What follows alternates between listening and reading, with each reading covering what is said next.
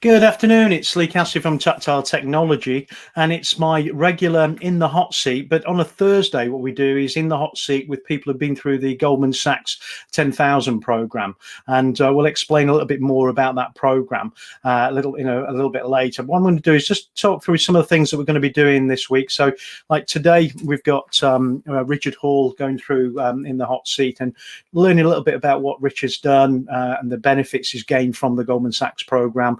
Also the experience of it, all the different stages and what happens as we go through that. So we'll cover that off. We'll also then on Friday have a physical security Friday where we're going to talk about smart cameras and what they can do for you, because a lot of people have seen lots of different cameras, especially cameras that could be used at home, but actually in a commercial business, you might need something different, and there's some real benefits depending on the technology you utilize. On Monday, we've got our Small Business Monday, and we're going to focus on backup and recovery of server data. We've known a number of people that have had ransomware attacks recently, and what we want to do is just go through how you could actually protect the data that's within your servers in around about 17 seconds, and also to be able to recover that in around about 17 seconds. So really quickly to protect and to recover data within your infrastructure. And what we'll do now is bring my guest in, which is Richard. Hi, Richard. How are you? Hi, Lee. Very good. How are you? Yeah, not too bad. Like I said before, when we've in the green room before we kicked off, I've had a bit of a rush day, but we've got there. We're all lined up. We've even got titles on the actual images. So we got there in the end. So tell us a little bit, because Goldman Sachs program itself has been around quite a while, and you're one of the early adopters of it, weren't you? I think was it 2013? Yes, I was the one of the regionals. So I graduated in 2013. So my cohort was Leeds. So we were cohort 2 or 3, depends on whether you class the first kind of guinea pig cohort as a one or not. So 2013 is when I graduated. Yeah, so just to explain to people, the Goldman Sachs program, for those who don't know about it, was set up to actually help small businesses, and the plan with the 10,000 is to actually support and help at least 10,000 small businesses worldwide during the program run. It's fully funded by Goldman Sachs, and the idea is to give, it's like a mini MBA for businesses that look at that, like they're growing. A couple of criteria: you need to be turnover at least £250,000. You need to have some management experience to be a candidate, and finally, the business needs to be operating, I think, a minimum of 3 years before you can actually do that. So they're the basic criteria then. So Richard, how did you find out about the program?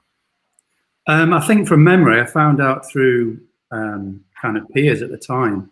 I'd heard some kind of chatter about it on LinkedIn, and I was kind of aware of this thing called the Goldman Sachs. But then I kind of, somebody called Anne Salisbury that a lot of people know, I had a chat with Anne, and it kind of sounded like something I'd be interested in.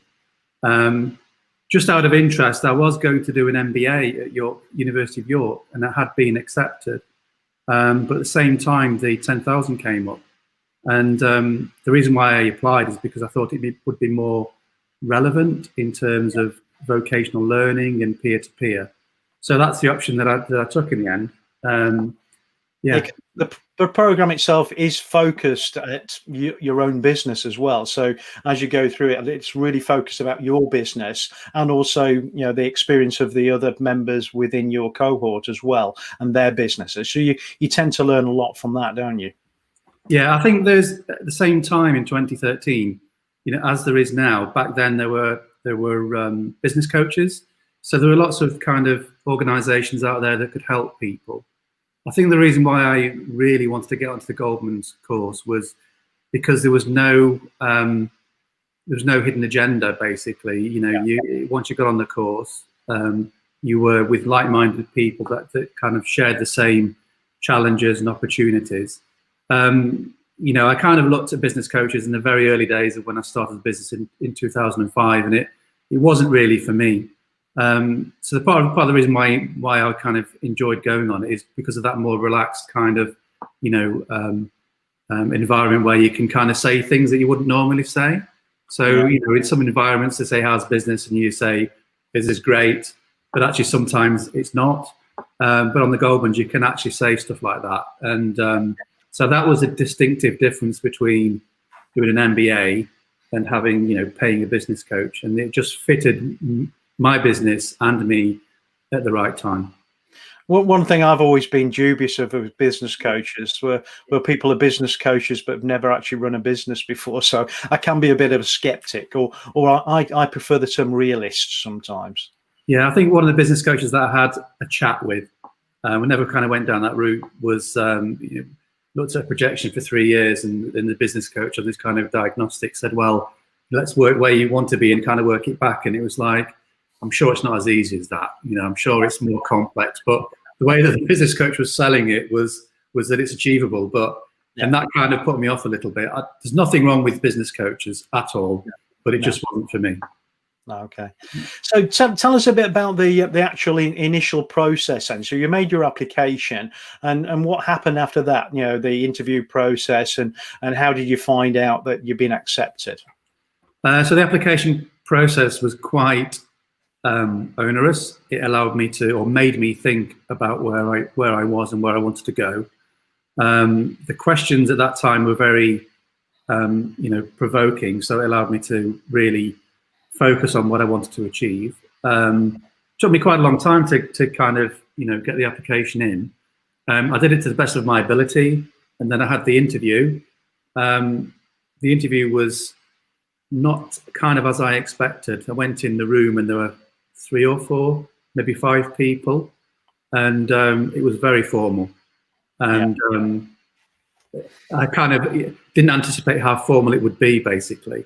And it's fair to say that I kind of got grilled. And I remember saying in the interview that these key questions were talking about forecasting and things like cash flow and marketing, and I couldn't answer them. And all I could do was default and say, this is the reason why I want to come on the GS 10K, because I need to learn a toolbox of skills. I started a business in 2005. So this is kind of 8 years later, and I felt that I did need that help to break through that ceiling. Yeah. So all I remember is saying several times is, that's why I want to learn a toolbox of skills and get onto the course. And I remember leaving the room thinking, I've really messed that up. Well, my interview was with Mark Hart. I don't know if you had Mark Hart on your. I think he may have joined it. Well, he wouldn't have done, because he's from the Aston group, so he's tied in with Aston. So it was definitely a grilling with Mark Hart. And anybody of the alumni who might be watching, if you've met Mark Hart, he can be a scary individual when you don't know him. But afterwards, when you know him, he's much easier to get on with. It wasn't quite as bad as Alan Sugar, The Apprentice. Wasn't quite as bad, but it was almost there, kind of thing. And I think quite rightly they need to grill you and see what kind of character you've got and see how much you have as an understanding of your business. So yeah, it was pretty tough. And when I got the letter that I was accepted, I was completely elated. It was unbelievable.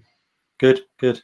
So then what happened next then? Because you went on one of the local programs, where I was on the first national. So we were split across 3 different universities and quite different. So what happened with the local cohorts at Leeds then? So it was like going back to school. First day, went in the big room, kind of reception area. Everybody's kind of eyeing each other up, trying to figure out who's who and all the rest of it. Quite overwhelming experience. And the first day was kind of introducing each other. And when you first go into that kind of room, in that environment, you don't know how it's going to work, in terms of perhaps people being competitive or not disclosing how they actually feel. So it did take quite a few sessions for people to get into that groove of, actually, we're all here together and we're here to learn. A little bit intimidating, maybe. But I think it's probably fair to say that everybody was in the same boat. So that was kind of my first experiences. But it was like going back to school, and going through the content, was pretty intense. I remember on my first session was kind of the icebreaker was the objects. I don't know if they do it in the nationals, but mine was one of my objects was a hamster wheel, which I took in, which obviously signifies me, a million miles an hour just on this track trying to get off. and then my other object was a bullet train.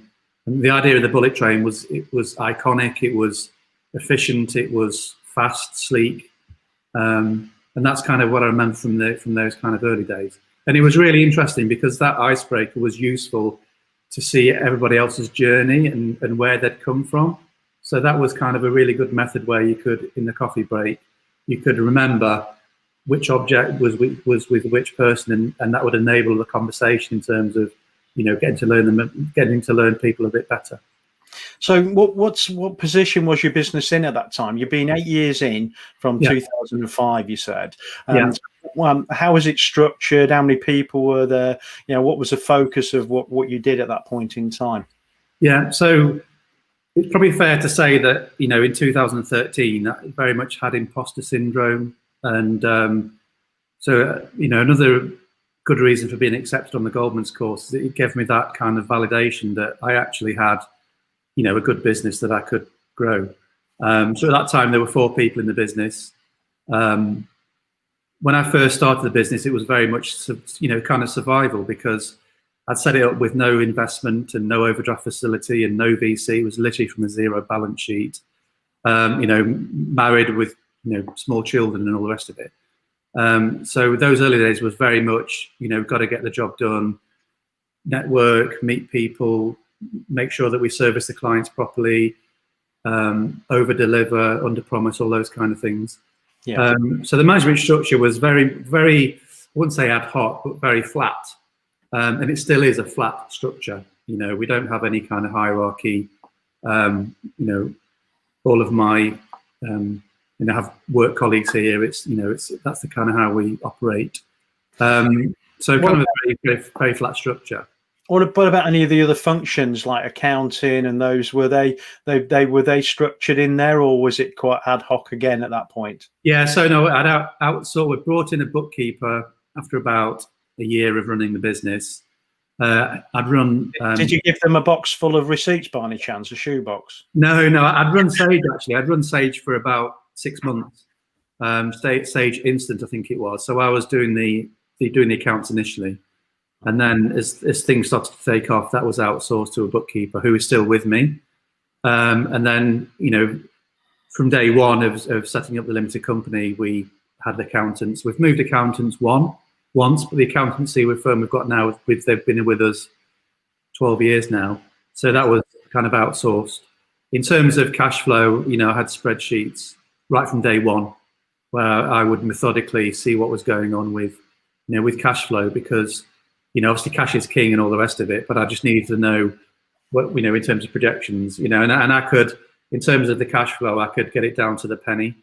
So a lot of people aren't that good with that side of things, and they tend to do a lot of doing it ad hoc, so they don't really know exactly what's coming in, what's going out.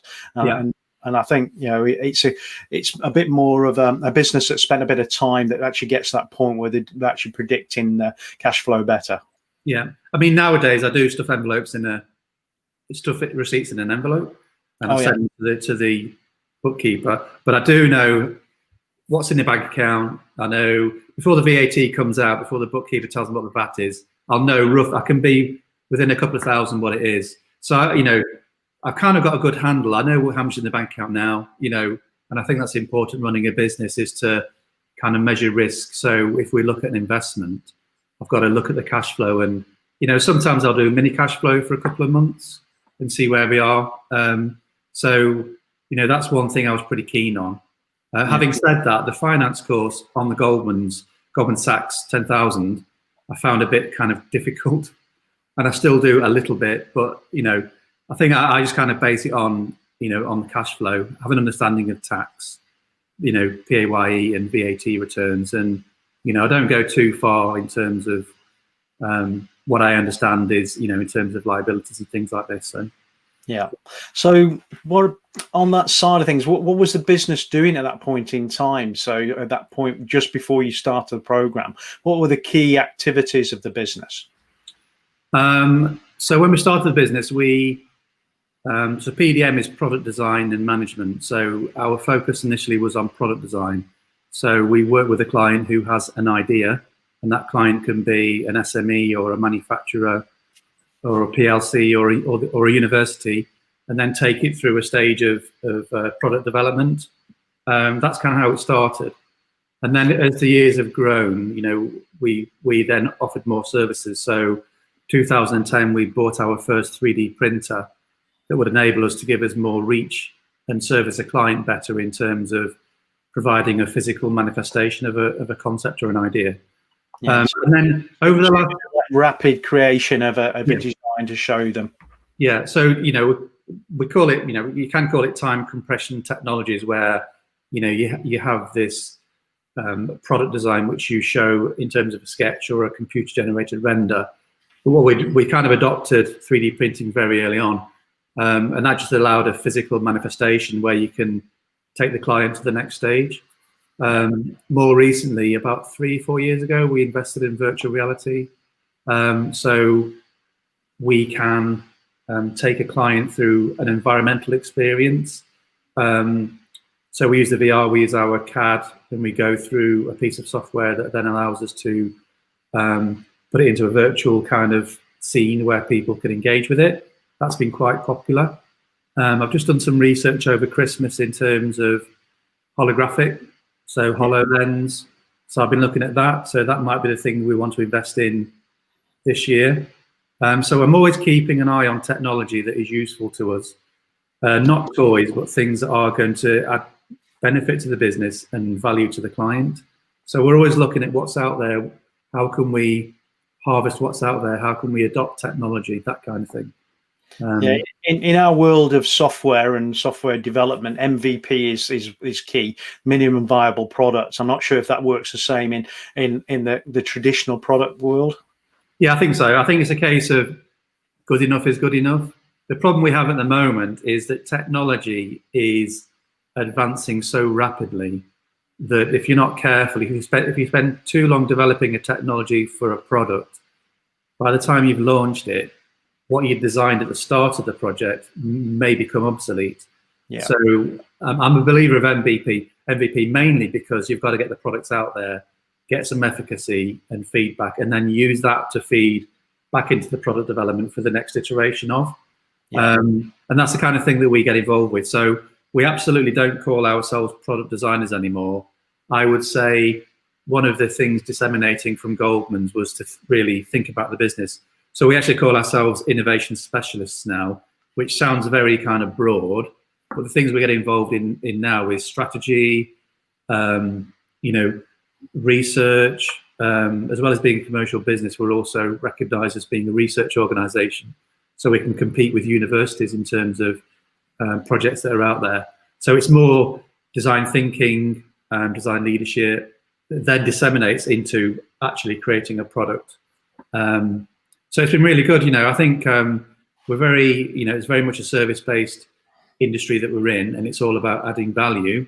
So we're always out there looking for innovation, technology scouting, seeing how we can use things, and that's a continual thing. We're continually kind of, trying to push for the next thing that's on the scene.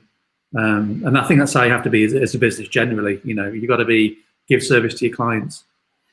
So tell us a little bit about the other businesses that were there, because I don't believe all of them were the same. They weren't innovation specialists. They weren't all, product design specialists. So what other types of business were within your group? Oh, there was a whole range. There was somebody in the cohort that was involved in construction. Somebody involved in a couple in retail, one in automotive. One in branding, one in food technology, one in providing services for utilities. There was a whole range of different businesses in the cohort, as you would expect. I guess the key thing is that everybody had the same challenges, no matter what the business was, or its size, or how long it had been around. Everybody had similar challenges, and that was a really, really good thing. Once we got to know each other, there was just incredible. Exactly what I was going to say. In our group, you meet up and you've got somebody who makes cakes, you've got someone who provides beauty products, you've got somebody who runs a deli, you've got a fitness person so runs a cycling fitness business. There's so many different things. We had someone who did the not repair, like the reuse of cutting tools for metalwork in Sheffield. So vast difference. But then when you go through the program, you find out that actually there's not much difference between any of the businesses, because majority of it is people, process, and money. So none of it's just, the only thing is the output is slightly different and the customers are slightly different, but everything else is roughly the same, isn't it? Yeah. And I'm a massive fan of peer-to-peer learning. I'm on a peer-to-peer learning course at the moment, as probably most people are at University of York. And I think to share those kind of experiences, huge value. I think the Goldman's is kind of, in my view, groundbreaking back in 2013 of offering that kind of service to people, where people can actually have an open conversation, which normally you would not expect or you wouldn't feel comfortable in doing it. So there is a huge value in that security of being in that bubble and feeling part of something. I was at more recently I've been on the Goldman's kind of events. There's one recently with Karen Brady, and just to join that kind of cohort, it just makes you feel $1 million. That you're with this peer network of people. It just gives you a massive buzz that you've actually achieved something. And I'm very, very proud to be associated with Goldman's, as everybody will be. But it just gives you that sense of pride, Yeah. So coming on to the process then, so any of the areas that you went through that 6-month period, any key areas that you found real advantage from?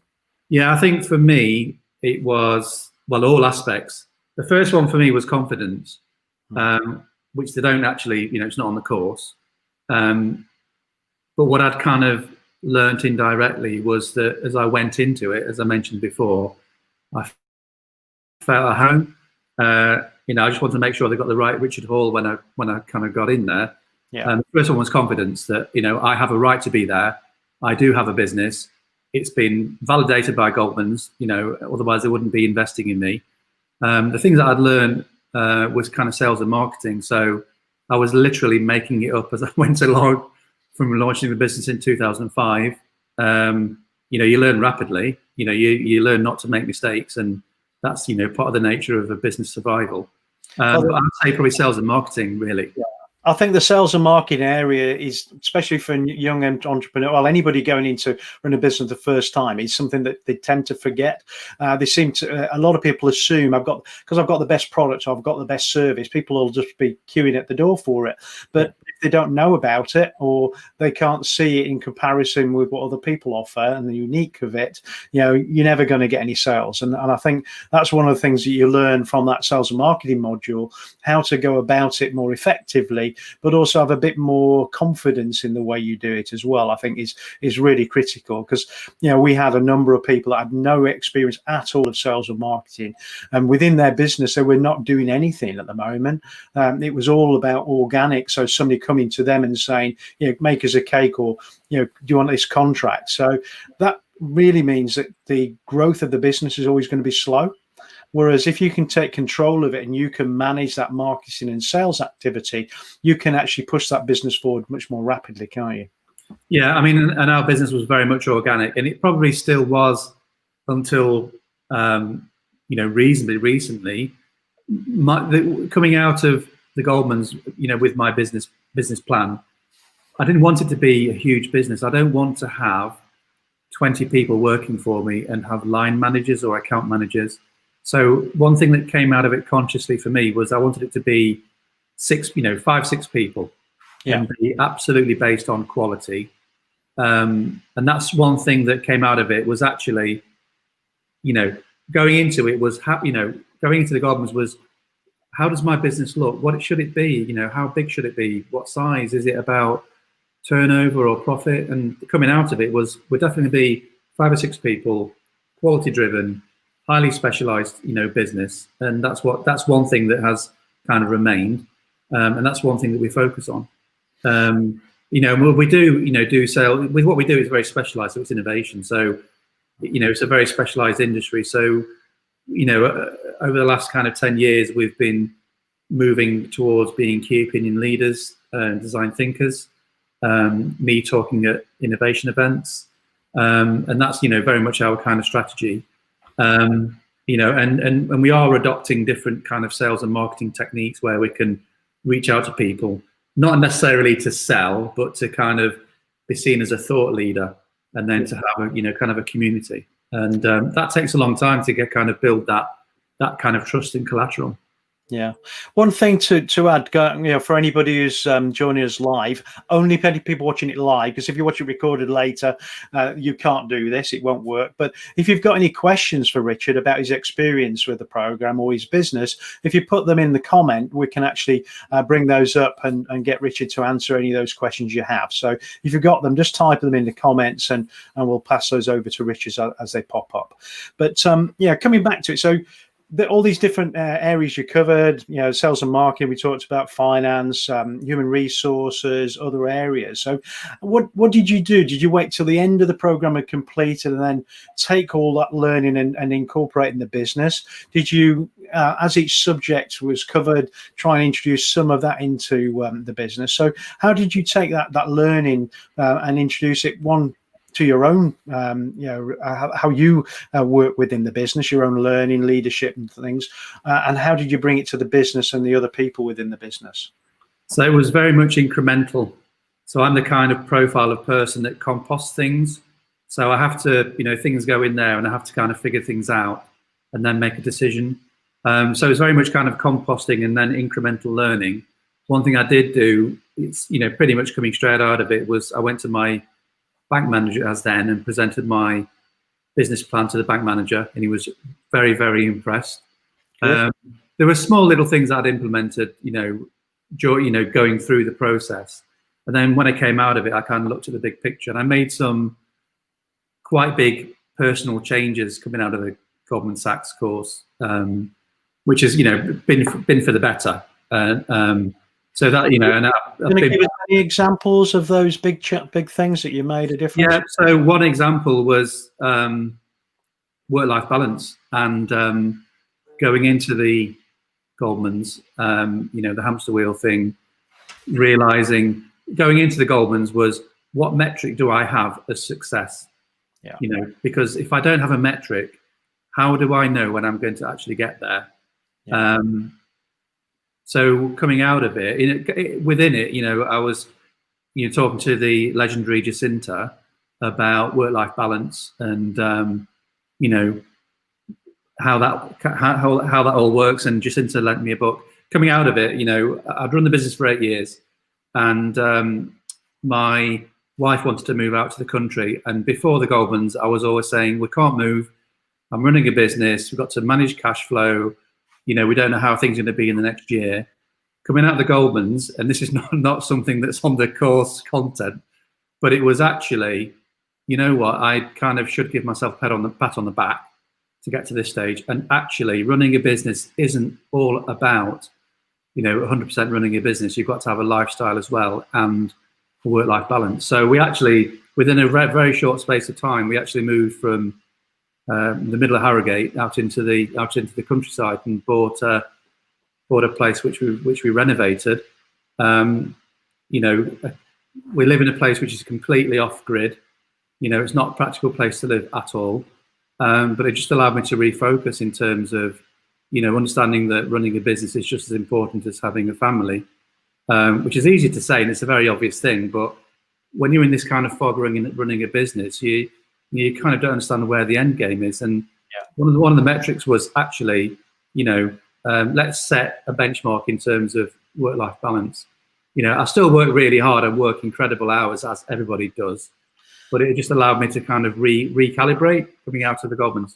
Yeah, so but that goal shouldn't be I want to be able to achieve 80 hours a month a week rather than 70 hours a week. It needs to be something else. And I think one thing I saw as well was this thing about working on the business, not just in the business. Yeah. And a lot of people spend all the time working in the business. They don't spend any time working on the business. They don't step back and take that time to look at what needs to change, what needs to be done to take it to the next level. Yeah. And I think what happens with a lot of small businesses, when everybody's inside the business, just working in the business, they tend to plateau. And that plateau point will depend on how many employees, the type of product and things, but there will be a plateauing. And it's only if you step back out of the business and look at what you're trying to achieve that you can actually start it then growing again. And I think that's one of the key things as well I picked up from it.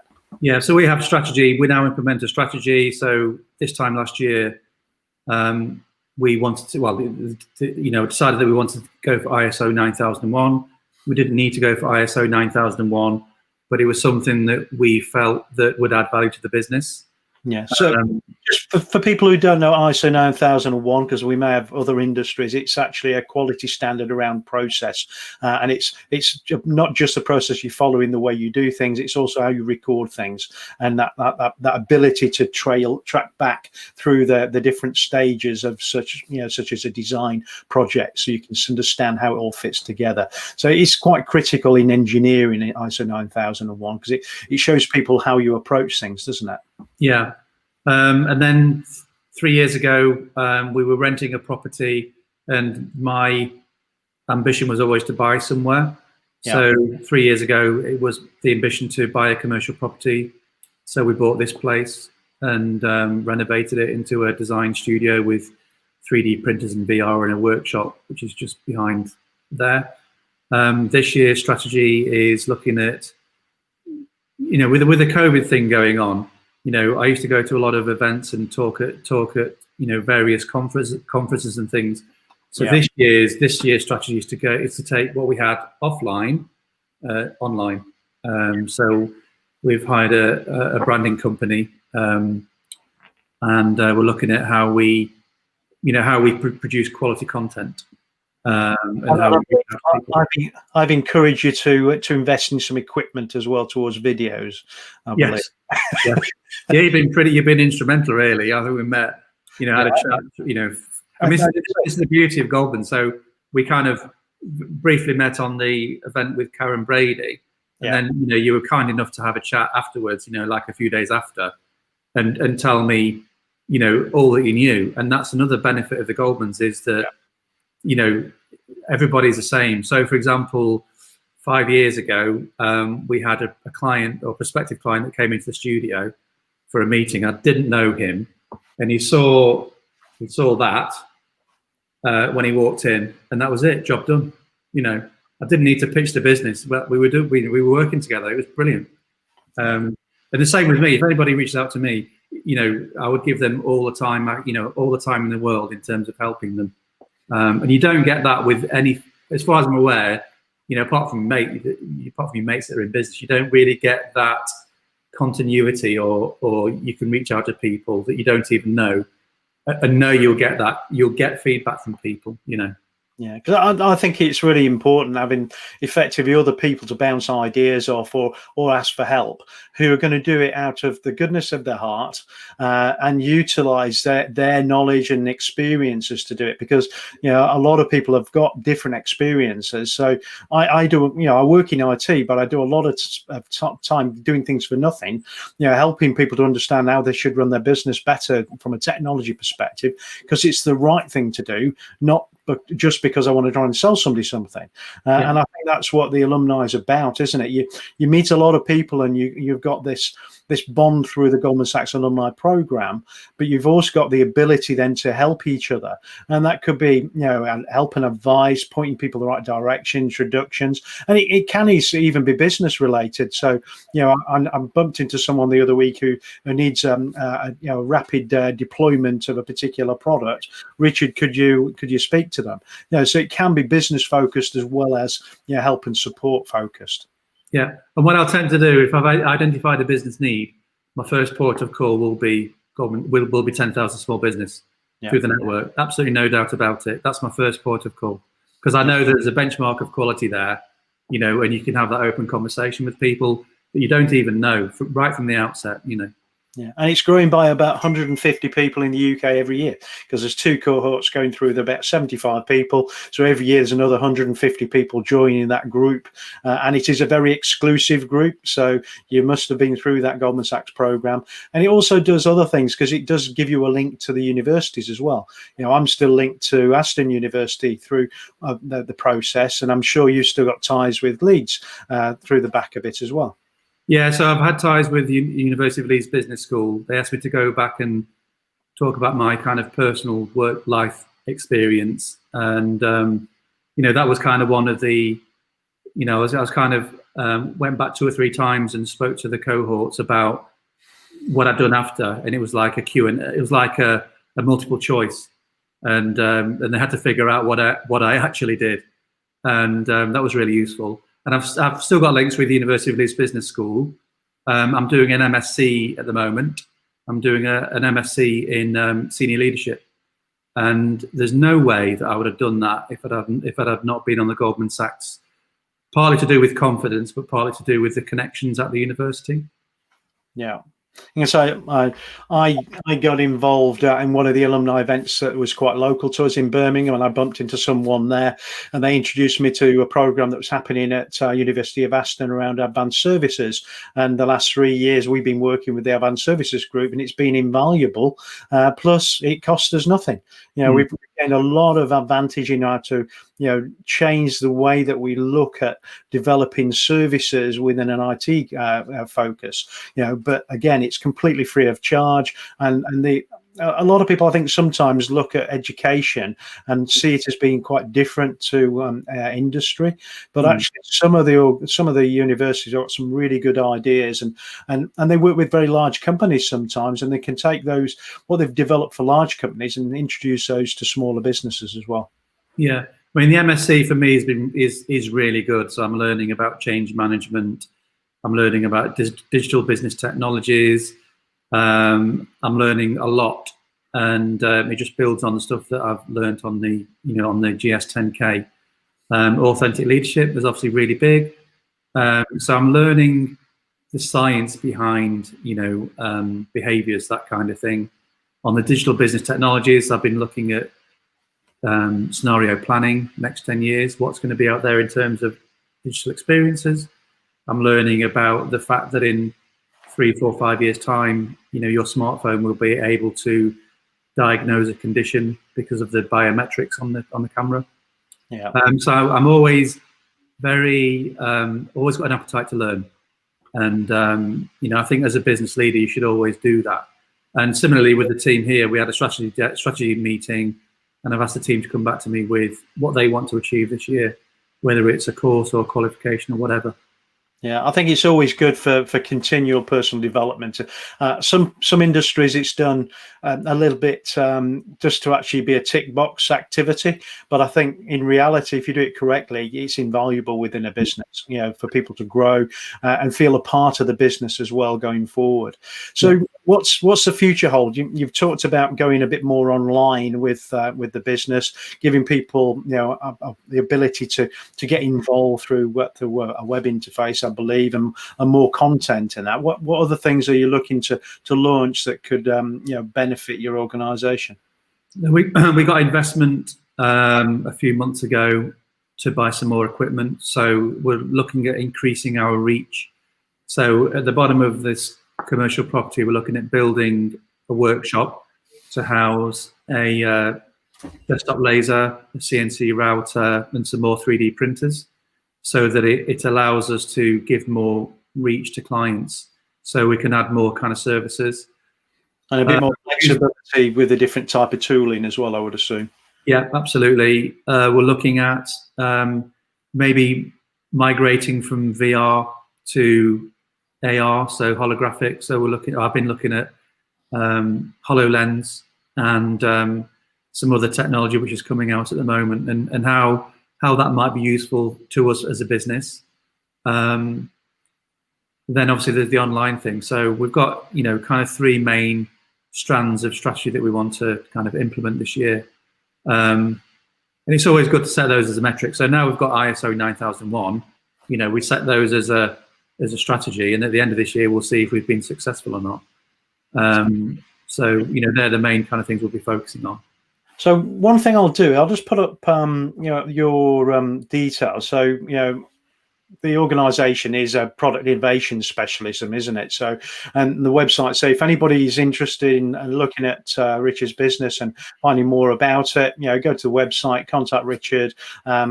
Have a look up for Richard and also myself if you want to make a connection to LinkedIn as well. So look us up and make connections, ask any questions. I'm sure that Richard will be very happy to give you more information about his business, his experiences, and anything else. On the Goldman Sachs program, what I'm going to do is start putting in details about the next cohorts and when the applications are going to be available. I'm just waiting for that information from the Goldman Sachs people. I had a conversation with a lovely lady, Mandy Sheriff, yesterday, who runs the alumni engagement side of the Goldman Sachs program. So we're going to get more information like that to put into each one of these events on a Thursday. So every Thursday we're going to do one of these. We've got another one planned for next week, and on a Friday I normally do a rundown the following week. So if you watch 10 o'clock on Friday, you'll see all the new things that we're going to do next week. But I did give you a quick rundown earlier.